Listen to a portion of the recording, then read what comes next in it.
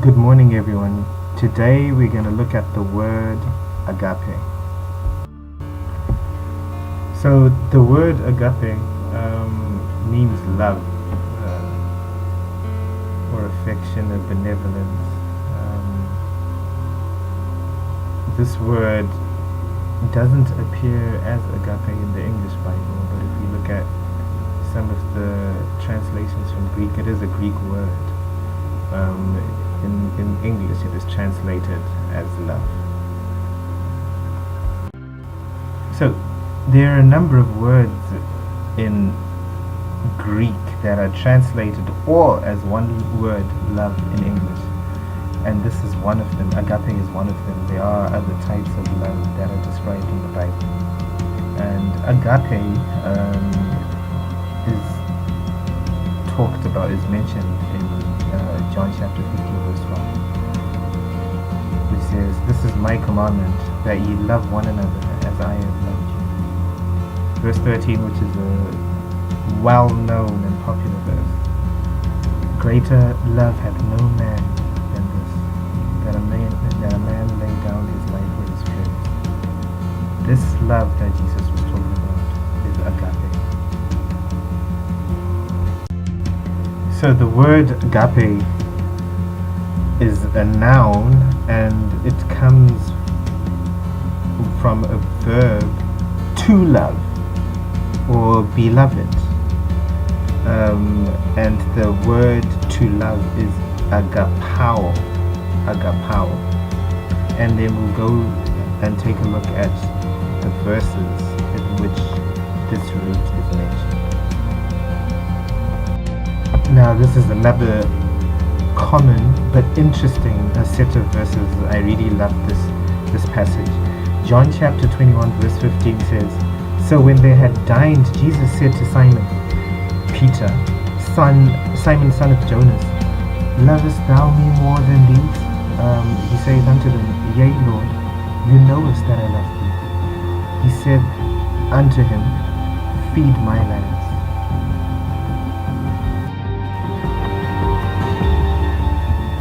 John chapter 21 verse 16, Jesus asks him again the same question. "Simon, son of Jonas, do you love me?" And Simon was telling him, "You know that I love you, Jesus." And Simon Peter was probably beginning to wonder why Jesus was asking him the same question a second time. And the important thing to note is that when Jesus asked him the question, "Do you love me, Simon?" the word love that he used in that verse is agape. And yet when Simon said, "I love you, Jesus, you know that I love you, Jesus," Simon didn't use the word agape. He used another word, phileo, which is the friendship type of love. So Jesus wasn't asking him whether he loved him as a friend. He wanted to know whether Simon loved him unconditionally, because friendship has conditions. You won't love your friend the same way you love a stranger. But Jesus was saying, for this relationship to last, you have to love me with no condition. Jesus asked Peter the same question a third time, but this is really, really interesting. It's quite interesting that Peter didn't recognize what Jesus was doing here. Jesus wanted Peter to understand how he was responding to him. And Peter didn't understand what was happening. That's why Peter was grieved, because Jesus had said unto him the third time, lovest thou me? And yet that wasn't the third time Jesus was mentioning this question, because in the third time he asked Peter about love, he actually asked him, "Are you sure you love me as a friend?" Because this time Jesus didn't use the word agape. He used the word phileo when he said for the third time that Peter, "Do you love me?" He didn't say, "Do you agape me?" He said, "Do you phileo me?" Which means Jesus was noticing that Peter's love at the moment was phileo. So he wanted to confirm. And Peter didn't realize the differences in the word love that Jesus was using. And he said, "Jesus, you know everything. You know everything about me. I love thee. And Peter, he didn't go back to agape. He didn't mention to Jesus. He didn't answer this question using the word agape. He still used the word philia. The reason why Jesus asked Peter 3 times the same question 3 times is because sometimes what we say about ourselves, we're actually prophesying about our own lives. We don't even realize what we're prophesying. In John chapter 21 verse 18, Jesus was trying to tell Peter what Peter was saying about himself in terms of his love, the type of love he had for Jesus.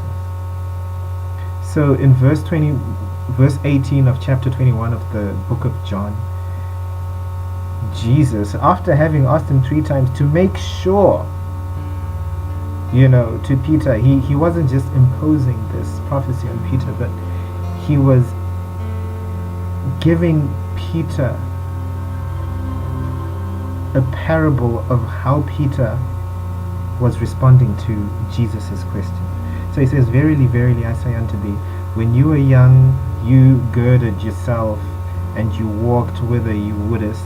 But when you will be old, that's when you will stretch forth thy hands." If you look at the word agape in English, it's agape. It means to open wide. In other words, it's the same as stretching forth thy hands. "And another shall gird thee and carry thee whither you wouldest not." In other words, Jesus is saying, right now you're motivated by friendship love. You're motivated by the things that you've seen me doing for you. But that won't last. If you're going to die for me in the future, when you're old, someone is going to take you somewhere to kill you. This is what Jesus is saying. But by the time someone takes you somewhere to kill you, you won't have that filial love anymore. That filial love will have grown to agape, where you do things not because you want to, not because it feels right, but because you have an unconditional love. He was trying to say that for most of his ministry, for some of his ministry, for some time during the ministry of Peter, he's going to be motivated by the things that he saw, by the Jesus who lived here on earth. And sometimes we as Christians, we're motivated so much by the things that we see. We're motivated by miracles, we're motivated by prophecies, we're motivated by so many things that we actually see. And therefore we have a friendship kind of relationship with Jesus. We have a filial. And filial is not unconditional, but we have to grow to an unconditional type of love, of agape, whether we see the miracles, whether our prayers are answered or not, whether we have a breakthrough or not, whether we have money or not, whether the pastor prophesies about our lives or not. All of those things won't change the way we feel about Jesus, the things we actually do for him. We aren't motivated by what we see, but we are more motivated by what we don't see, and therefore that conditional love called filial then turns to agape, which is unconditional. This is exactly what Jesus was telling Peter in John chapter 21 verse 18. So today, meditate on the word agape, so that it becomes the true expression of your love for Jesus, because it is a true expression of Jesus' love for you.